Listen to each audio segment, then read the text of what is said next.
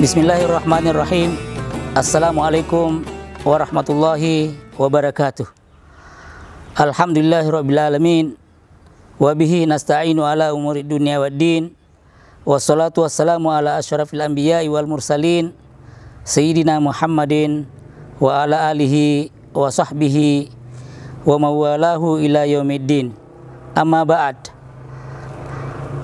Puji syukur kita panjatkan kepada Allah Subhanahu wa ta'ala atas segala limpahan rahmat dan hidayahnya kepada kita semuanya. Alhamdulillahi Rabbil Alamin. Selawat serta salam kepada junjungan Nabi besar kita Muhammad. Allahumma sholli ala Sayyidina Muhammad. Bapak-bapak, ibu-ibu, keluarga besar Pondok Pesantren Modern Sahwatul Is'ad, di mana saja berada, yang dimuliakan oleh Allah Subhanahu wa ta'ala. Allah berfirman, ayyaman ma'dudat, faman kana minkum maridan aw ala safarin fa'iddatun min ayyamin ukhar, wa 'alal ladzina yutiqunahu fidyatu ta'amu miskin, wa man tatawwa'a khairan fahuwa khairul lahu. Puasa yang diwajibkan oleh umat Islam yaitu pada hari-hari yang telah ditentukan, yaitu 1 bulan penuh di dalam bulan suci Ramadan.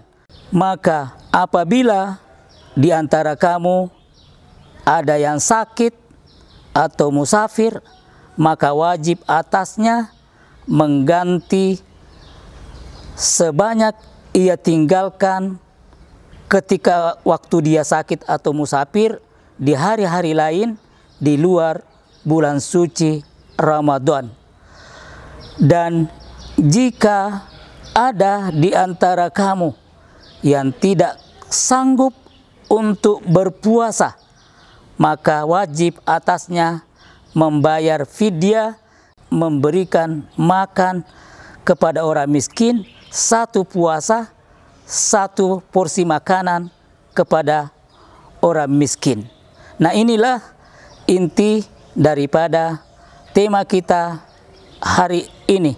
Kapan kita membayar fidyah dan kepada siapa-siapa saja yang dibolehkan membayar fidyah itu.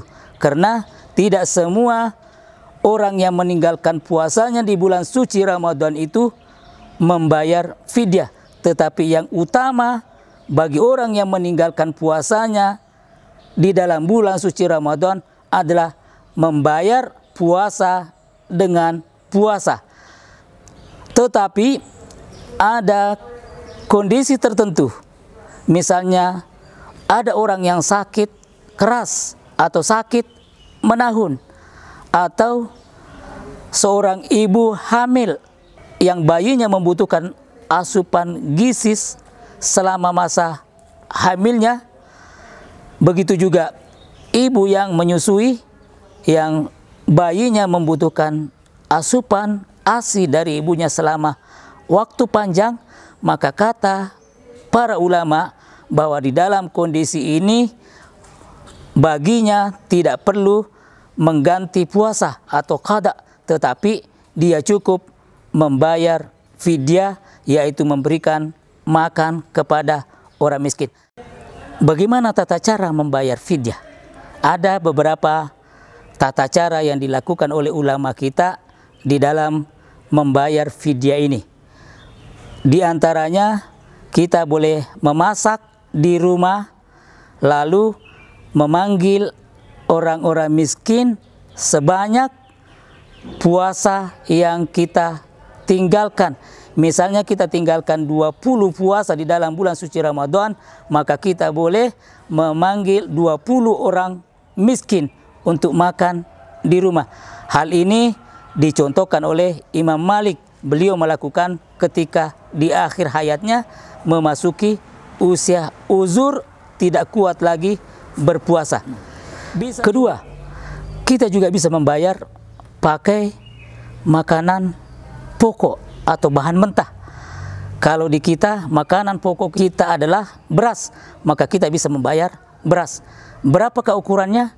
Setelah dikonversi, maka kira-kira yang harus kita bayar dalam hitungan beras adalah 1,5 kilo, atau kalau diuangkan bisa 15.000 rupiah.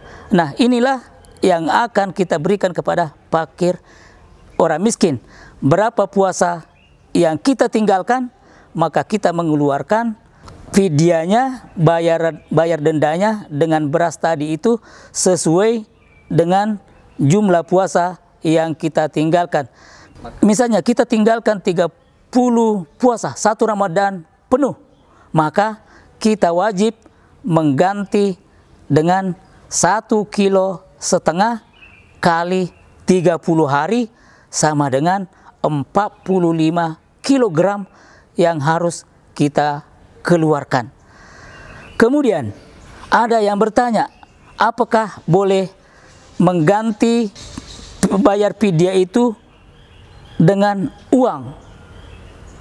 Menurut Imam Syafi'i, Imam Malik, dan Imam Hambali, umat Islam tidak boleh mengganti fidyah dengan uang, karena bunyi ayat mengatakan bahwa wa fidyatu ta'amu miskin.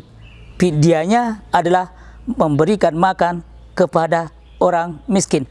Tetapi Imam Hanafi, mazhab Hanafiyah, membolehkan untuk membayar fidyah dengan uang, yaitu dengan mengkonversi nilai bahan makanan itu kepada uang.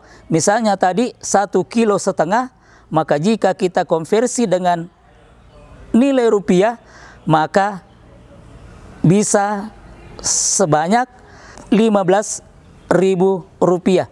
Alasannya adalah bahwa kata Imam Hanafi, bahwa umumnya orang-orang menjelang puasa itu sudah mempersiapkan bahan-bahan pokok di rumahnya, kecuali biasanya mereka membutuhkan uang untuk membeli kelengkapan gizi, kelengkapan makanannya tersebut, seperti membeli lauk, membeli buah, membeli susu, dan seterusnya.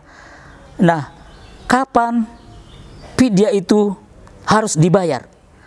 Para ulama sepakat bahwa batas pembayaran fidyah itu adalah dari awal Ramadan, boleh dibayar dia selama bulan suci Ramadan, dan bisa juga dibayar setelah keluar dari bulan suci Ramadan. Tetapi bagi orang yang uzur, ibu hamil, ibu menyusui, orang sakit permanen, tidak boleh membayar fidyah sebelum memasuki bulan suci Ramadan. Bapak-bapak, ibu-ibu yang dimuliakan oleh Allah Subhanahu wa Ta'ala, kiranya demikianlah kuliah singkat yang dapat kita sampaikan pada kesempatan ini. Mudah-mudahan sedikit ada manfaatnya kepada kita semuanya, terutama kepada diri saya sendiri. Hadanallahu wa iyyakum ajma'in. Wassalamualaikum warahmatullahi wabarakatuh.